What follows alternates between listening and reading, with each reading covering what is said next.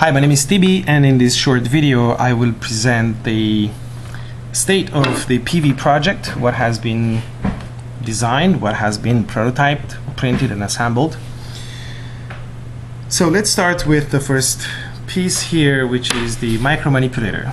The Micromanipulator sits on top of the gimbal, and it's used to position the contacts to the PV cell. Okay, it will have a lever, an arm that will extend from it like so.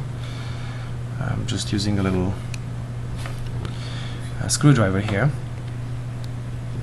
and it will sit on the gimbal, and it has three axes of control here, so that the tip of the lever can move in XYZ.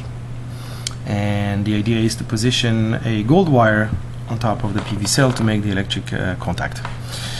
So let's see how this works and how it is done, and we'll also go into the problems that we observe once we play with the real thing.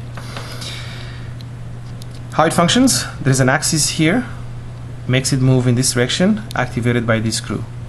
Okay, so if you turn this screw, this thing moves in this direction.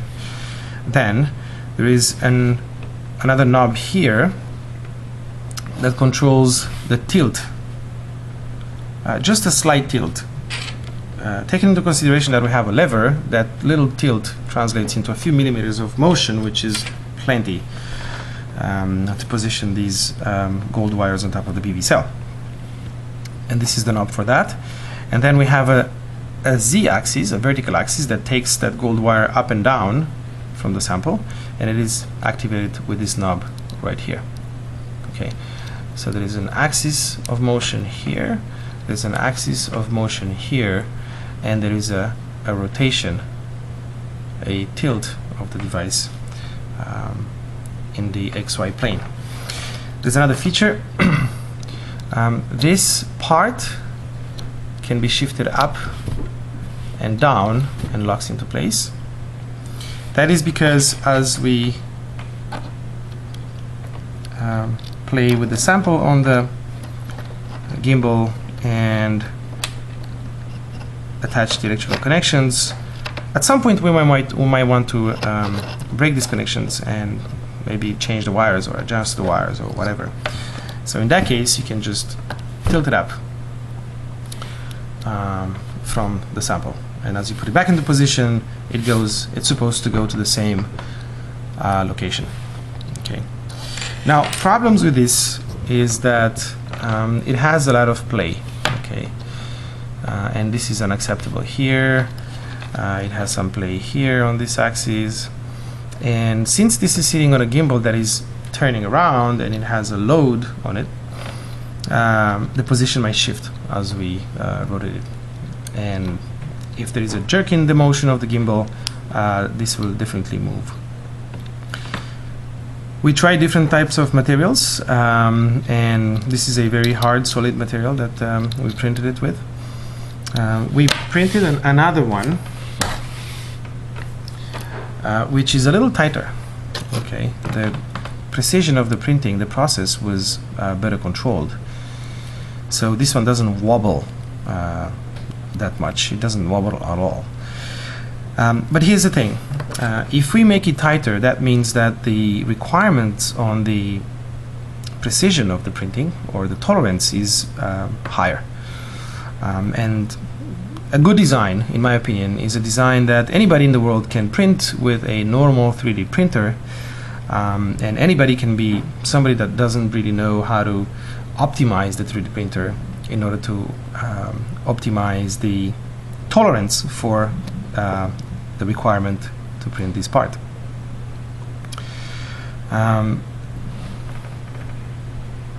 So I think there is more work to be done here in terms of some adjustment screws to tighten these parts a little better, and maybe some different techniques for the sliding parts to have them not wobble that much, instead of having square pieces, maybe use V-grooves, and with these screws of adjustment to hold these pieces in place, tied together. So that's, I think, for this particular piece, the way it behaves now, we need to go back to the drawing table and change a few features here and there, and try to reprint it. Printing the part, it doesn't take a lot of time. It takes a couple of hours. So there could be a fast feedback loop between design and prototyping. Now let's go to this sample holder again. We didn't do much more on the design of this part, just to show you how it operates. So there's a screw here that acts on these levers to hold a sample piece in between here. The only little redesign that was done was for this screw. They have to be assembled in a very particular position. So now what Daniel did is to turn this square hole into something that has a unique way of attachment. So instead of having a square part, there is a notch here, and now this becomes it just becomes a brainless job to assemble it. There's only one way to assemble this piece. So I think this is good design thinking in this particular case.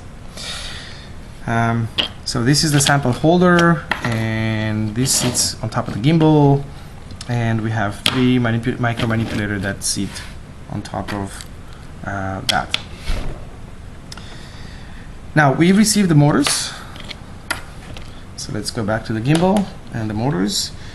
We ordered a small motor that was assembled already on the one of the arms of the gimbal, and a larger motor. Okay, just to try them out both. We actually have 4 of those, 2 each.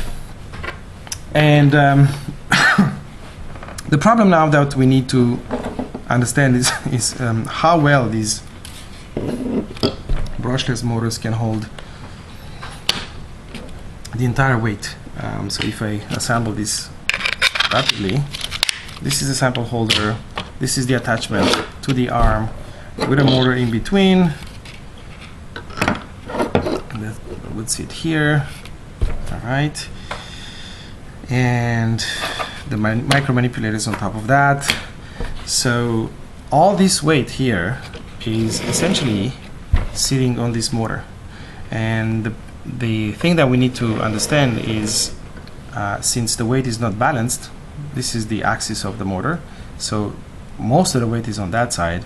So the question is how well this motor can hold the sample in balance, taking into consideration that there is more weight here and it will tend to rotate this way. So in order to test that, Jim built a homemade brushless motor driver here. So this is a brushless motor. It's just a motor from a drone. We will replace this one with our new motors to drive them. It's controlled by an Arduino board.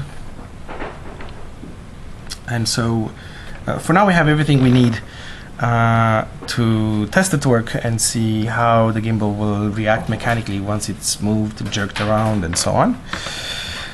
And we're still waiting for the actual motor driver that will replace this whole thing here. So in a few days this will be done after we do the preliminary tests, and we'll use the proper motor drivers controlled by the Arduino board, but they can do the job in a much more effective and better way.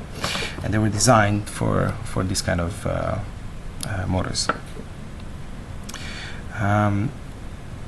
But the thing is that the arrival of these new drivers doesn't really stand in the way of advancing the project and seeing how the motors and the gimbal assembly behaves. So that's about the motors, and I think that's about it for the advancement of the PV project. We're also waiting for another part which is essential, and that part is the tilt sensor, the tilt and rotation, the positioning sensor, which gives feedback to the motor controller, the Arduino and the motor controller, for being able to make precise rotations.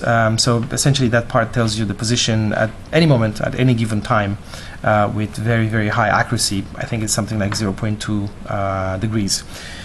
So once that comes, then we need to integrate it software-wise. And so I'm not going to talk about the software in this particular video. I just want to stick to the mechanics and the electronics. Thank you very much.